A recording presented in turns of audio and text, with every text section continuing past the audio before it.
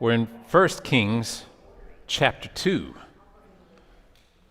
which is another awesome chapter. So, 1 Kings chapter 2. Everybody here? Everybody got chicken and pie? All right. Well, y'all bow your heads with me. Let's open in a word of prayer. Father God, we thank you for today. We thank you for the nice, cool weather and the wonderful people that you have gathered here this evening. And we thank you for the precious gift of your divinely inspired holy word. We ask, Lord, that you would use it this evening to make us better Christians, that you would dwell among us, that you would bind us together in Christian unity. In Jesus' name we pray. Amen. I started putting this one together, and it took up more than we typically take up, so we might not want to waste any time. We remember where we are. We were looking at 1 Kings chapter 1 last week when we began 1 Kings, and that was a fun little bit of intrigue when Adonijah, the remaining eldest son of King David, made a play for the throne when David this whole time had intended that Solomon would be the one to sit on the throne and had promised as much to Bathsheba, Solomon's mother, and it didn't turn out so well for Adonijah. Eventually, Solomon was the one that was actually on the throne. So we pick up right there in the narrative with 1 Kings chapter 2, reading the first 4 verses. Now the days of David drew nigh that he should die. And he charged Solomon his son, saying, I go the way of all the earth.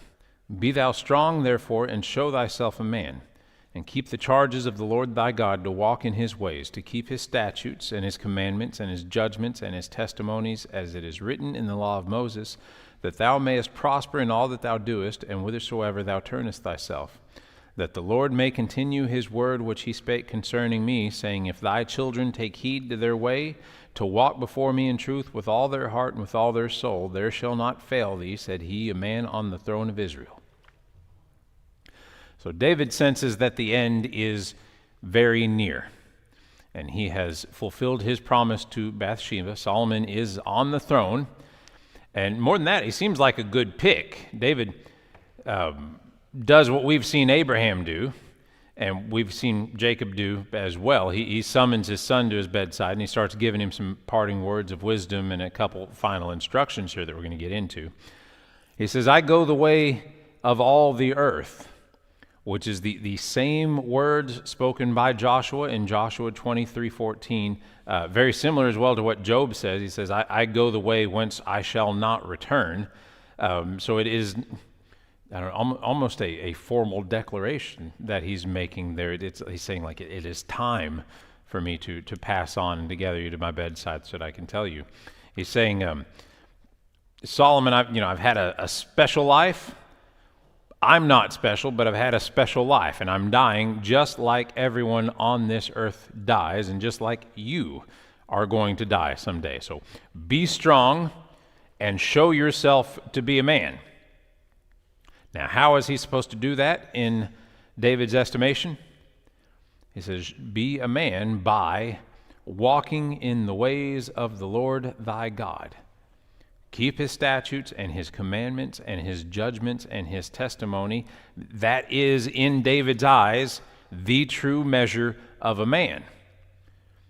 And David has fought giants.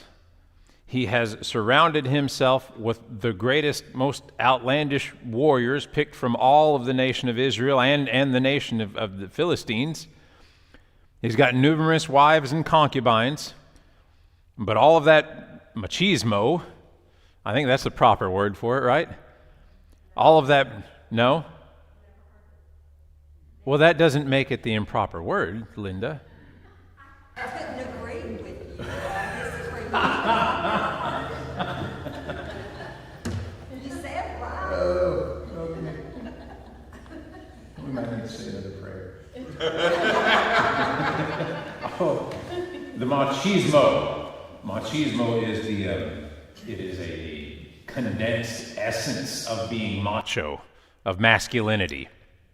having fought so many battles, killed giants, surrounded himself with all of the manliest of warriors and men, and having himself his own harem and a number of wives, all of these things that even our modern society would look at and say, man, that's manly, it is all vanity in the eyes of David. He looks back over a life of trials and adventures and battles, and he weighs it all out, and he says, Solomon, you be a man, follow the Lord. That's what it really is to be a man.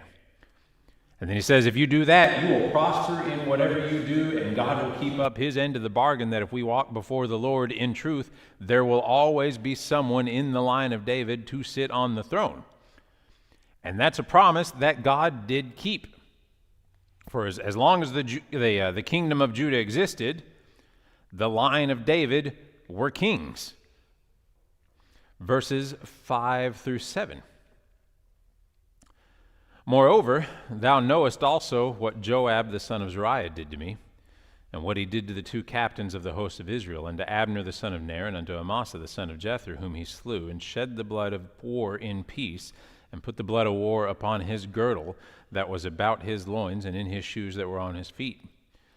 Do therefore according to thy wisdom, and let not his whorehead go down to the grave in peace, but show kindness unto the sons of Barzillai the Gileadite, and let them be of those that eat at thy table, for so they came to me when I fled because of Absalom thy brother. But it says, all right, Solomon, I'm about to die. I'm going to go the way of all the earth. I want you to be a good man and follow the laws of God, but we got some unfinished business before I go too. You've got Joab over there. David has had an interesting relationship with his general over the years. Joab did things. He killed people. He brazenly killed people, murdered them. And David never punished him for any of it. Joab killed Abner for killing his brother Asahel. It was in a battle, and Abner kept running away from Asahel, but Asahel was really fast. He said, turn to the left, turn to the right, go set your sights on one of these other young warriors here, but he wouldn't do it, and eventually he just stabbed backwards, and he killed Joab's brother. But that was in a battle. That was justified, and Joab pretty much murdered him for it. Drew him into the city gates, and then Joab and his brother stabbed him to death. More recent than that, he killed Amasa. Amasa was the relative of King David that he had appointed to take Joab's place. After he was about to come out of exile and return to the nation of Israel, he looked at Amasa who had led Absalom's forces as the general for Absalom, and he said, why don't you take Joab's spot? And Joab didn't like that because he didn't want to be supplanted. He didn't want to be out of office. And well, yes, Joab had the backing of a lot of the army, and at first David may not have felt that he was genuinely able to challenge Joab in that way. There was another thing that was more than likely keeping David from punishing him for his crimes. What do you think that was? He was a relative, yes. Deeper than that, David was reluctant to punish Joab for the crime of murder, because through Joab, David had committed murder. It was through Joab that David gave his instructions to take Uriah the Hittite, Bathsheba's first husband, out to the front lines and then withdraw from him. He had committed murder through Joab, and now he's going to come down on Joab for committing the same crime that David himself had committed. David was conflicted, in my opinion, about it. It never comes right out in the Bible and says, this is why. But you can imagine the dynamic there. David did the very same thing that he would put Joab to death for. So he didn't feel morally just punishing people for murder when he was himself a murderer. But now, there is a king on the throne who has no blood on his hands. Solomon's not a great warrior. Solomon hasn't killed people. He hasn't done anything wildly, not yet, but he hasn't done anything wildly improper as yet. So David tells Solomon, do not let this gray-haired old man go to the grave peacefully. Or to be more direct, you should execute him for his crimes. You have no moral quandaries about it like I did. You can execute him for his crimes. But then David says at the very end of it, he says, be extra nice to the sons of Barzillai the Gileadite. He was really generous and faithful to help the king while David was in exile from Absalom. And he says, if he were young enough, he's the guy that they got to the Jordan. He says, come over to the Jordan, come back to Israel with me. And Barzillai says, I'm old, I wouldn't last there but a few months anyway. Take my son, let me go back to my hometown and die in peace. And David says, okay, yeah, that's good, we'll take it. So he's telling Solomon, take the sons of Barzillai the Gileadite, let him sit and eat at your table, treat him really well, because Barzillai was a kind and overly generous man when he was alive to King David. One of the issues, if you look at this kind of from a strategic standpoint, David is handing the kingdom over, but he knows Joab is going to be a problem to the new king. He's a threat. Joab was the kind of person that would do whatever he felt like needed to be done. It was kind of, I think it doesn't come right out and say it, but it's kind of like, if you don't deal with that old man, he's liable to get you. So, Well, David, part of David trying to supplant him with Abner back when he did was he was tired of Joab being constantly over his shoulder. Joab dressed him down a couple times. And when David was so upset that Absalom had died in the battle, it was Joab that came back in and said, you're depressing the troops, and none of them are going to stay with us if you don't snap out of it and get your rear out there and start greeting people and telling them, hey, great job on the victory, guys. And it was right after that David said, you know what, I'm going to go to this guy and see if I can't replace Joab. So that, again, they had an interesting, odd, back and forth dynamic, probably a little bit of mutual respect between each other as far as the adversarial relationship that they had. But Joab often tried to push the boundaries of that. And a lot of it, too, is they were about the same age. He wasn't some young upstart who was, talking down to the king. Joab more felt that they were equals, much more than David did at the very least. Verses 8 and 9. And behold, thou hast with thee Shimei, the son of Gera, a Benjamite of Bahurim, which cursed me with a grievous curse in the day when I went to Mahanaim. But he came down to meet me at Jordan, and I swear to him by the Lord, saying, I will not put thee to death with the sword. Now therefore hold him not guiltless, for thou art a wise man, and knowest what thou oughtest to do unto him. But his whorehead bring thou down to the grave with blood. So he's on his deathbed there, and he says, and another thing. David's really cleaning house here. He says, you remember that guy that cursed me when I was walking off into exile barefoot? We need to do something about him. That was 2 Samuel 16. It says, and when King David came to Bahurim, behold, thence came out a man of the family of the house of Saul, whose name was Shimei, the son of Gera. He came forth and cursed still as he came, and he cast stones at David, and at all the servants of King David, and all the people, and all the mighty men were on his right hand and on his left. And thus said Shimei when he cursed, come out, thou bloody man, and thou man of Belial. The Lord hath returned upon thee all the blood of the house of Saul, in whose stead thou hast reigned, and the Lord hath delivered the kingdom into the hand of Absalom thy son. And behold, thou art taken in thy mischief, because thou art a bloody man. And then David had to restrain Abishai from going over there and ending that dude. Well, David never forgot that. And when he returned from exile in 2 Samuel 19, he's greeted by Shimei, who was very apologetic and very humble. And at the time, David told him, he says, don't worry, I'm not going to kill you. Because that guy ran over there and brought a whole bunch of people with him and said, we're so glad to have you back. Look at all the support that I'm throwing behind you here with all of these bannermen, these people that I've gathered up. David says, I'm not going to kill you, but Solomon didn't promise anything. So partly because he held a bit of a grudge still, but partly because it was right that he be punished for his actions on that day, and partly because David wanted Solomon to start his reign on solid footing with the kingdom, the throne, the station that he was to occupy, to be respected. and to let it be known that none of the shenanigans like that will be tolerated. So David tells Solomon the same thing he says about Joab. Don't let his gray head go down to the grave in peace. You see that justice be done on that man. Verses 10 through 12. So David slept with his fathers and was buried in the city of David. That's a coincidence. And the days that David reigned over Israel were 40 years. 7 years reigned he in Hebron, and 33 years reigned he in Jerusalem. Then sat Solomon upon the throne of David his father, and his kingdom was established greatly.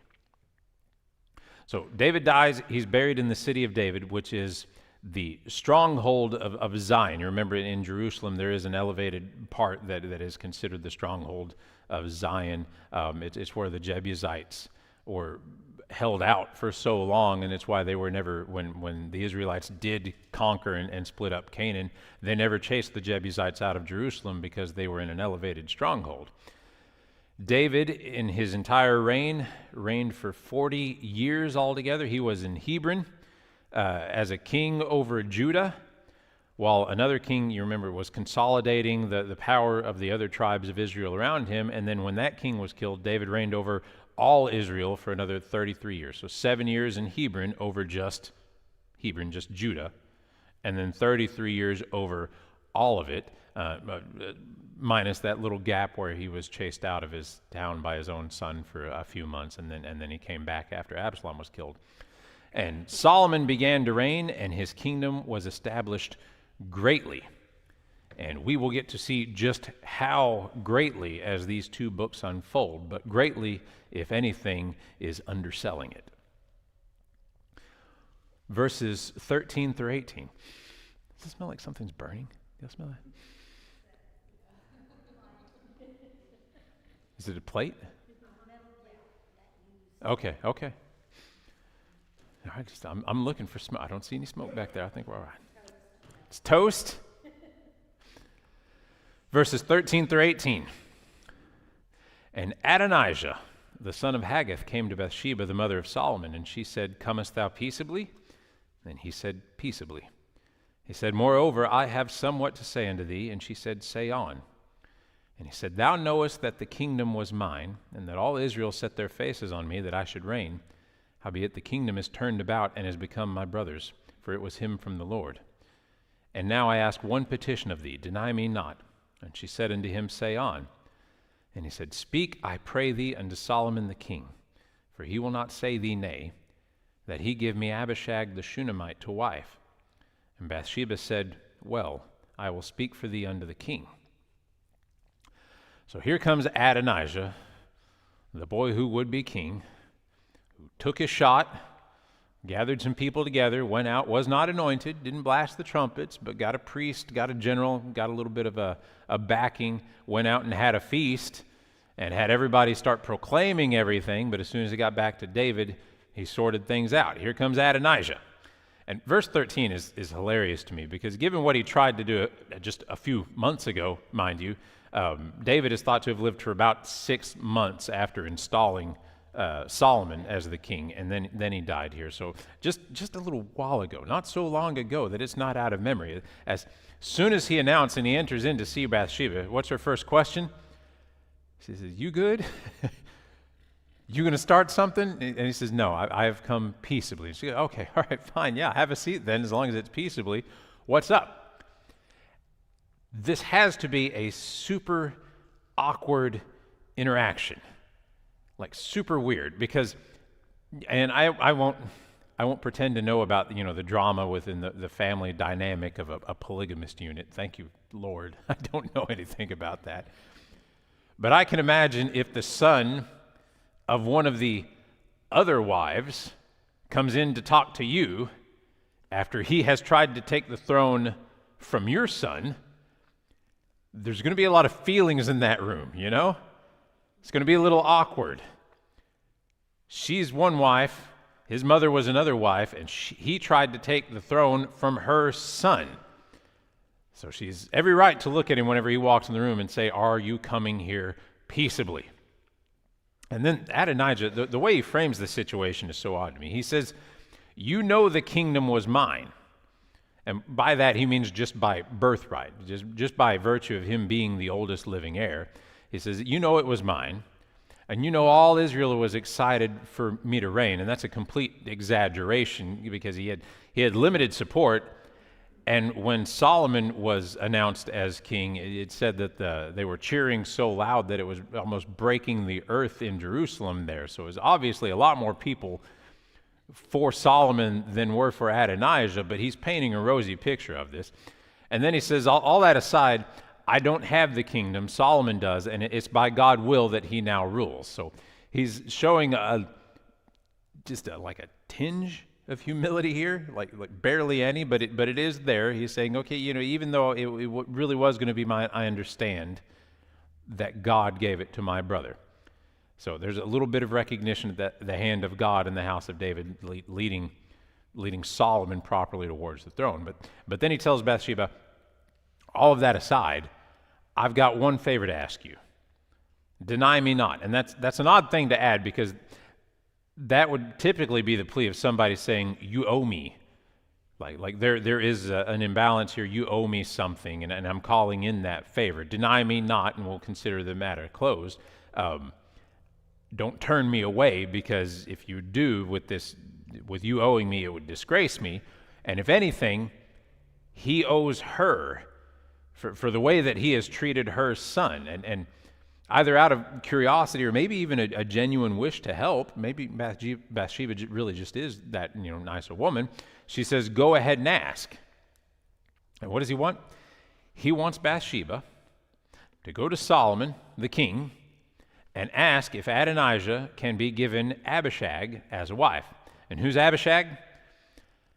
That is the young maiden that they searched for and found to come in and serve King David in the last months of his life, that would lay down at night next to him and just keep him warm. And like we said last time too, it goes out of its way specifically to say they never knew each other carnally, that it wasn't a consummated marriage. It was more one of the informal marriages. She was considered a wife so that she could lay in bed with David. But at the same time, it never went beyond that formal title there. So it's a little controversial because she was technically a wife to King David. Now, not just a few weeks ago in 2 Samuel 19, while David was in exile, Absalom, at the counsel of Ahithophel said, we need to force your dad's hand. We need to burn the bridge here, make it to where your dad can never come back and beg for peace. And Ahithophel advised Absalom to take his father's concubines and to do it in sight of God and everybody, and he set up a tent on top of the palace, and he did just that. And the reason it was so scandalous when Absalom did that was because that is a claim to the throne. That was him taking his father's property. It was a point of no return, because it's a shaming of the former king to have him in exile and you take his property in such a way. Adonijah is going to Bathsheba because he believes that Solomon won't tell her no. And he's grasping at straws here. He's not given up completely on trying to make a claim for the throne. And this is the long game, this is the long play to it, but he feels like this is his only shot that he has left to get the throne that he does genuinely feel is his birthright. Now, like I said, he's got an adjusted time frame for doing it, but that's exactly what he's after here. He didn't just fall in love with David's servant and become so enamored with her out of nowhere that he just had to have her as his wife. We're not given any interactions between the two. Is it impossible? No, I guess it's possible. I guess there's this tiniest fraction of a possibility that he met her at some point and genuinely fell in love with her, but he wasn't even interacting with King David, and she was limited to King David's room. That's where she was more or less living and working and serving. So this is a political move, but he's doing it because he thinks he can get away with it. He thinks the marriage between David and Abishag was never consummated, so he has an in here. All they did was was lay next to each other so that she could keep him warm. So Adonijah thinks he's found a bit of an opening where he can worm his way in and make another long-term play for the throne.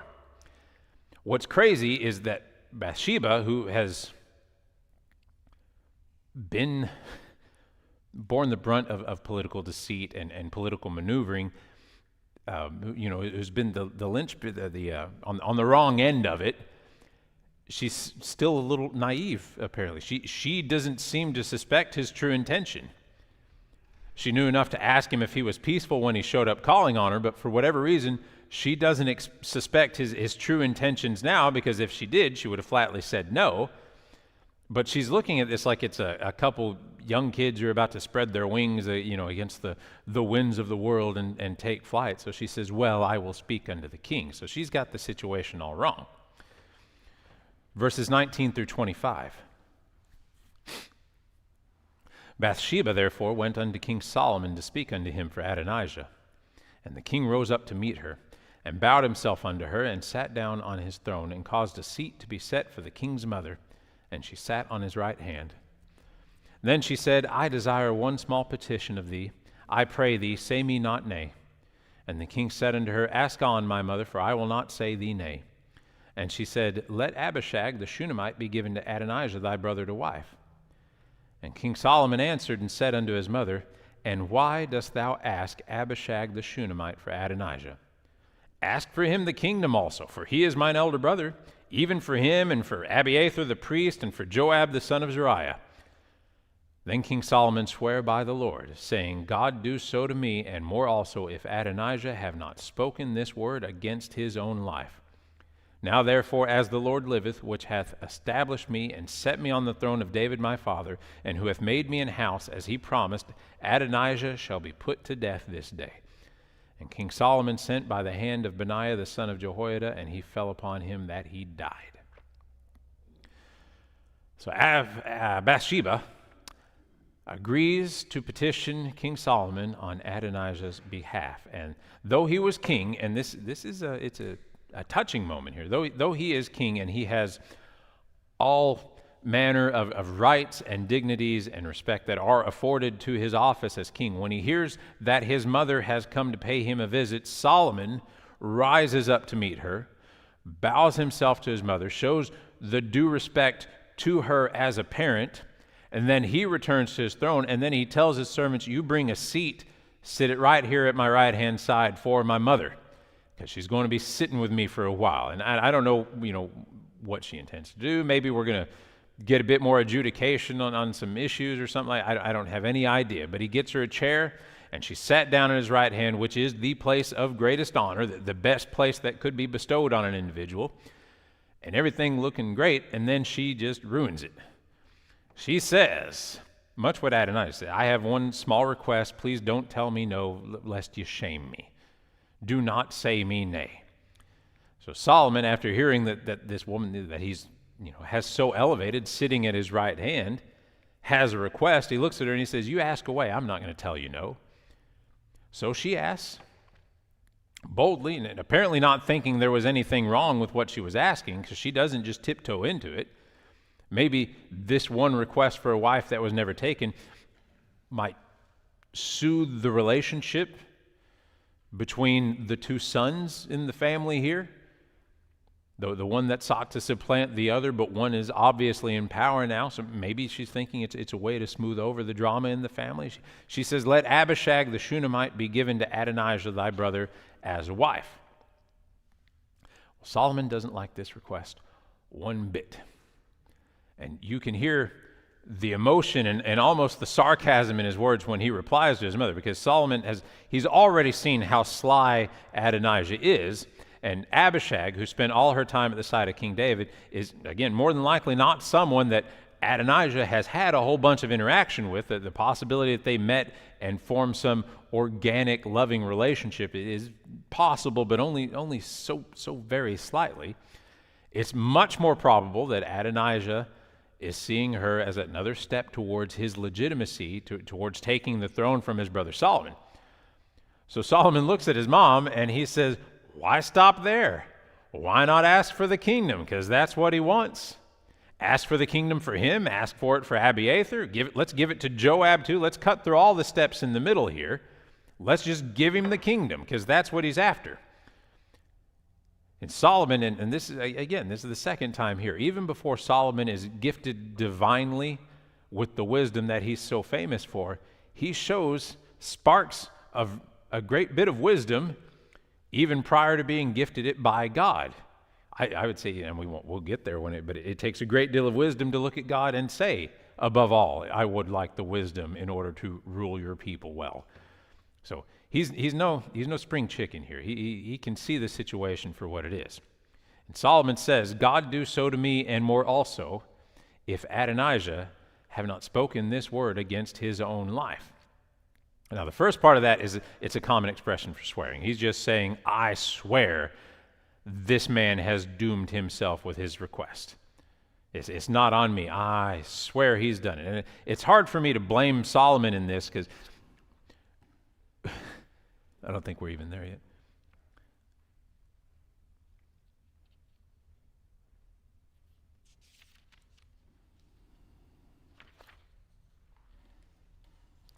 I think I might have cut out some verses here.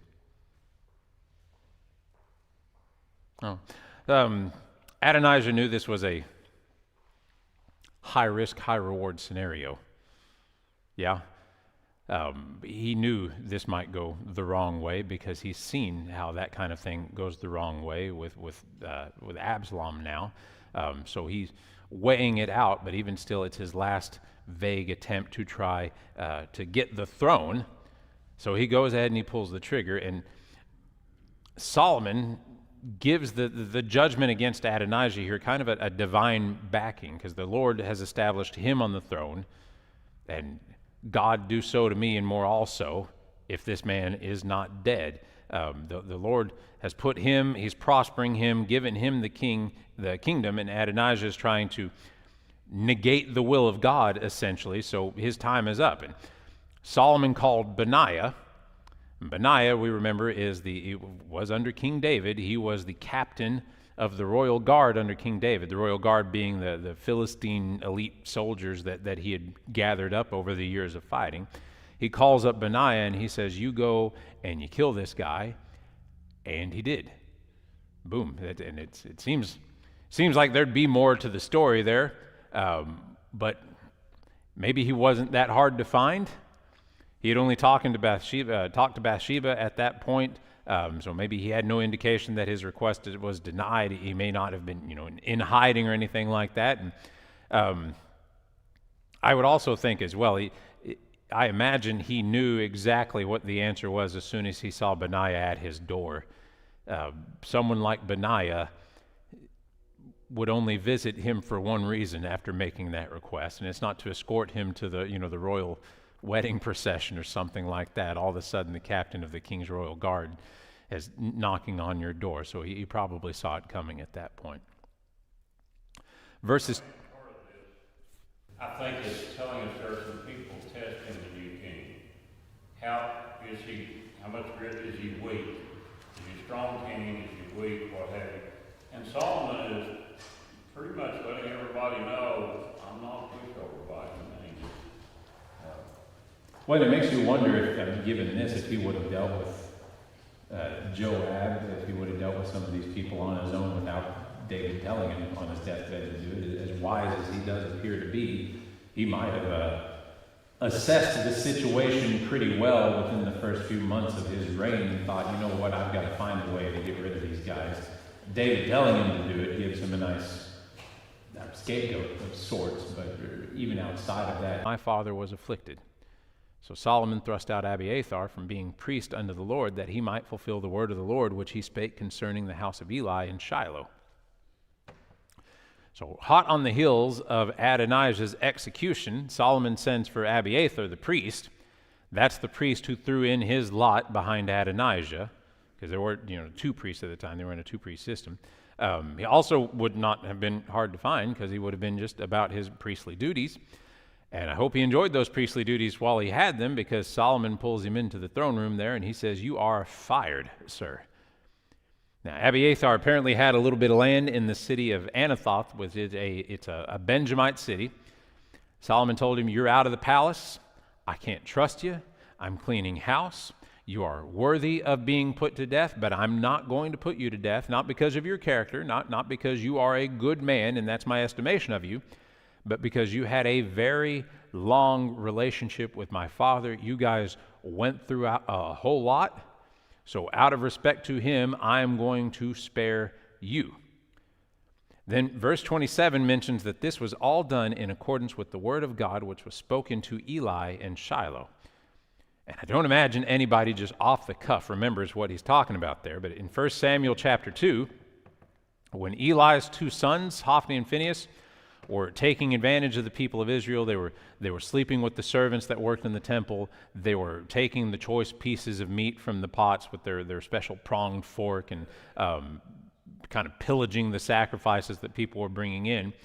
God told Eli that his punishment for seeing the behavior of his two sons and doing nothing about it would be that God would eventually cut off his line from the priesthood. 1 Samuel chapter 2, "Behold, the days come that I will cut off thine arm and the arm of thy father's house, that there shall not be an old man in thine house. And thou shalt see an enemy in my habitation, and all the wealth which God shall give Israel, and there shall not be an old man in thine house forever. And the man of thine, whom I shall not cut off from mine altar, shall be to consume thine eyes, and to grieve thine heart, and all the increase of thine house shall die in the flower of their age. And this shall be a sign unto thee that shall come upon thy two sons, on Hophni and Phinehas. In one day they shall die, both of them." That's God saying, I'm going to kill a lot of your line. The ones I don't kill, I'm putting out of the priesthood, and they're going to have to watch the prosperity of Israel and of the throne of God from afar, not being any part of it. So, no, just like God said, not everyone in the line is dying, but those that are living to be old and gray are cast out from the priesthood, and they are all the sadder for it. Verses 28 through 33. "Then tidings came to Joab, for Joab had turned after Adonijah, though he turned not after Absalom.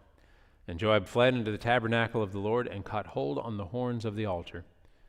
And it was told King Solomon that Joab was fled into the tabernacle of the Lord, and behold, he is by the altar. Then Solomon sent Benaiah the son of Jehoiada, saying, Go, fall upon him. And Benaiah came to the tabernacle of the Lord, and said unto him, Thus saith the king, Come forth. And he said, Nay, but I will die here. And Benaiah brought the king word again, saying, Thus said Joab, and thus he answered me. And the king said unto him, Do as he hath said, and fall upon him, and bury him, that thou mayest take away the innocent blood which Joab shed from me and from the house of my father. And the Lord shall return his blood upon his own head, who fell upon 2 men more righteous and better than he, and slew them with the sword, my father David not knowing thereof, to wit, Abner the son of Ner, captain of the host of Israel, and Amasa the son of Jether, captain of the host of Judah. Their blood shall therefore return upon the head of Joab and upon the head of his seed forever. But upon David and upon his seed and upon his house and upon his throne shall there be peace forever from the Lord. So word gets to Joab that Adonijah has been executed, Abiathar has been exiled, and man, that's the only other 2 people in that little trifecta that tried to get the throne. So he knew he's next. And Joab, the brave, war-fighting, murderous general, did not stay and face the music. Instead, he fled to the tabernacle, and he threw himself on the horns of the altar, as Adonijah had, actually, I don't think it wasn't Adonijah, who was it? I wrote the wrong dang name. We've seen that before. People throw themselves on the horns of the altar. Since it was created, the altar, the ark, is a place in the altar is where they would tie the horns. There we go. That's the word I'm looking for. The horns. Dang it. The horns of the altar were where they would tie the animals off. They would kill them. They would sprinkle blood. They would dab up the horns with the blood of the sacrifices there. And it was thought for the longest time, even back to the laws of Moses, whenever we're talking about Leviticus, it mentions specifically that if somebody goes and throws themselves on the horns of the altar, it is a place of sanctuary, but specifically says in the Levitical code, if a murderer throws themselves upon the horns of the altar, that's not a sanctuary for them. They have sanctuary cities for that while things get sorted out, but it's not going to be the horns of the altar. That's for other things. So Solomon is told that Joab is hugging the horns of the altar, and he's not facing the music, and Solomon sent Benaiah, the captain of the royal guard, his little executioner who just killed Adonijah. He says, you go and fetch Joab from the horns of the altar, take him from the tabernacle, and execute him. And Benaiah tries to do exactly that, except when he arrives and tells Joab, hey, come out of there, walk with me a little bit. I got a secret. I got to show you something.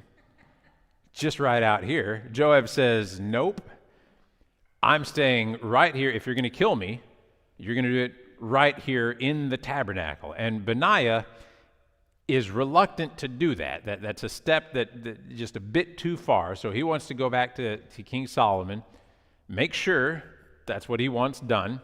And he says, yeah, you if that's what he wants, then go ahead. Joab's not cooperating with our efforts to execute him. Okay, we'll go back and kill him wherever you find him then. So Solomon says, those are acceptable terms. You go back, you kill him where he lays. He has shed innocent blood. He's a blight on the house of David. I want him gone. The blood that Joab has shed is better people than Joab was, and I don't want that blight on my house anymore. You let it be returned to the house of Joab and all the punishments associated with that on the house of Joab. Because it ends in verse 33 there where it says, there shall be peace forever from the Lord on the house of David. Well, we know that's not happening, but that's not exactly what he's not talking about large. He's talking about the punishment specifically for this innocent blood being shed is not going to be held to the account of the house of David. Verses 34 through 38. So Benaiah, the son of Jehoiada, went up and fell upon him and slew him. And he was buried in his own house in the wilderness. And the king put Benaiah the son of Jehoiada in his room over the host, and Zadok the priest did the king put in the room of Abiathar. And the king sent and called for Shimei, and said unto him, build thee a house in Jerusalem, and dwell there, and go not forth thence any whither. For it shall be that on the day thou goest out and passest over the brook Kidron, thou shalt know for certain that thou shalt surely die. Thy blood shall be upon thine own head. And Shimei said unto the king, the saying is good. As my lord the king hath said, so will thy servant do. And Shimei dwelt in Jerusalem many days. So Benaiah went, killed Joab as he was hugging the horns of the altar, slew him right there in the middle of the tabernacle, and drug him outside. They took his body to his home. Apparently he had a home way out in the country. They buried him there on his own land. Solomon promoted Benaiah to Joab's position, so he's not just the captain of the royal guard anymore. He is the general of the army. And following that, he made Zadok the high priest for Israel. He's no longer splitting that office with another priest. But he wasn't finished cleaning house with just those men, because David said, don't stop there. Solomon then turned his attention to Shimei. And Shimei, again, is the guy that cursed David as he was leaving Jerusalem and fleeing in exile from his own son Absalom. And Solomon wasn't looking to execute Shimei, but the way he treated David led Solomon to question his loyalty even still. So he ordered Shimei to build a house in Jerusalem and live there and do not leave the city. So this was Solomon's way of taking him away from his lands, away from all of his friends and cohorts, away from the seat of his power, and putting him in the city, in a place where he couldn't cause trouble, in a place where he could be watched and monitored and tracked pretty easily by the royal guard, where Solomon would have people reporting to him what's going on. So he doesn't go flat out and execute Shimei, but he puts him on house arrest, and he cripples him from his house, his friends and his power network and his wealth and everything. So Shimei had his house, the city. He had a little bit of land surrounding Jerusalem, but he was told, don't cross over the brook Kidron, or your life is forfeit and your blood will be on your own head. These are the rules you break them, it's on you. And Shimei agrees. He says, all right, what the king says is good, because honestly, it's a much more merciful punishment than he probably thought he was going to get. As soon as he saw that Solomon was cleaning house, he had to be thinking, I might be next. And then he comes in there and he says, I'm not going to kill you. I just had a dude murdered on the horns of the altar, but I'm not going to kill you. Instead, you build a house in the city and we're just going to watch you. So Shimei is at least content to stay in Jerusalem and live out his days, but over time, either maybe the edge, the force of the command of Solomon kind of dimmed in his own recollection, or he began to think that Solomon was too benevolent to hold to the rules that he had set. Whatever he was thinking, eventually he left. Verses 39 through 46. This is the last bit. And it came to pass at the end of 3 years that 2 of the servants of Shimei ran away unto Achish, son of Maacah, king of Gath. And they told Shimei, saying, Behold, thy servants be in Gath. And Shimei arose and saddled his ass and went to Gath to Achish to seek his servants. And Shimei went and brought his servants from Gath. And it was told Solomon that Shimei had gone from Jerusalem to Gath and was come again. And the king sent and called for Shimei and said unto him, Did I not make thee to swear by the Lord, and protested unto thee, saying, Know for a certain on the day thou goest out and walkest abroad any whither, that thou shalt surely die? And thou saidst unto me, The word that I have heard is good. Why then hast thou not kept the oath of the Lord and the commandment that I have charged thee with? The king said moreover to Shimei, Thou knowest all the wickedness which thine heart is privy to, that thou didst to David my father. Therefore the Lord shall return thy wickedness upon thine own head. And King Solomon shall be blessed, and the throne of David shall be established before the Lord forever. So the king commanded Benaiah the son of Jehoiada, which went out and fell upon him, that he died, and the kingdom was established in the hand of Solomon. So verse 39 says 3 years later, 3 years of living in peace in Jerusalem, with at least enough money that he was readily able to pay for building his own house, and he at least had 2 servants. So not a hard life, but Shimei is informed that 2 of his servants have run away in the middle of the night and went off to Gath, went off to the land of the Philistines. And Shimei is apparently not the kind of guy that would let that go. I would have, given the circumstances, but he didn't. So he saddled up his donkey, and he set out from the city over the brook Kidron, to the land of Gath to find his servants and bring them back. And all of that seems to have gone off without a hitch. He was down there, he was back, nothing of note happened there. He's got his servants, but when he got back, it was promptly reported to King Solomon that Shimei left and returned. And King Solomon's not the type to let that go. So he calls for Shimei.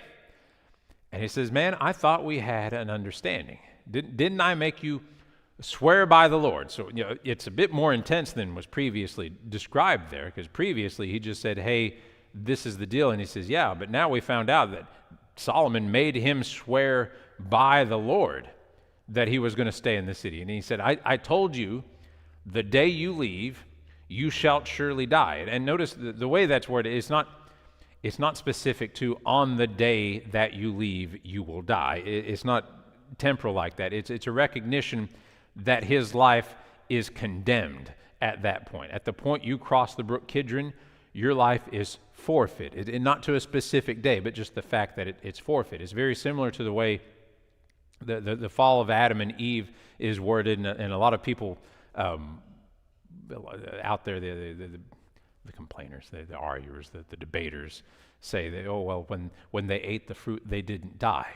Well, no, that's not exactly what it's saying there. It's much like here. When they ate the fruit, they were condemned to die. It was ultimately going to happen. They would surely die, and they surely did die at some point. But it's not temporally talking about that day. It's the common idea of the translation is that life is destined to die, not in the immediacy, but ultimately. Solomon says, I told you that.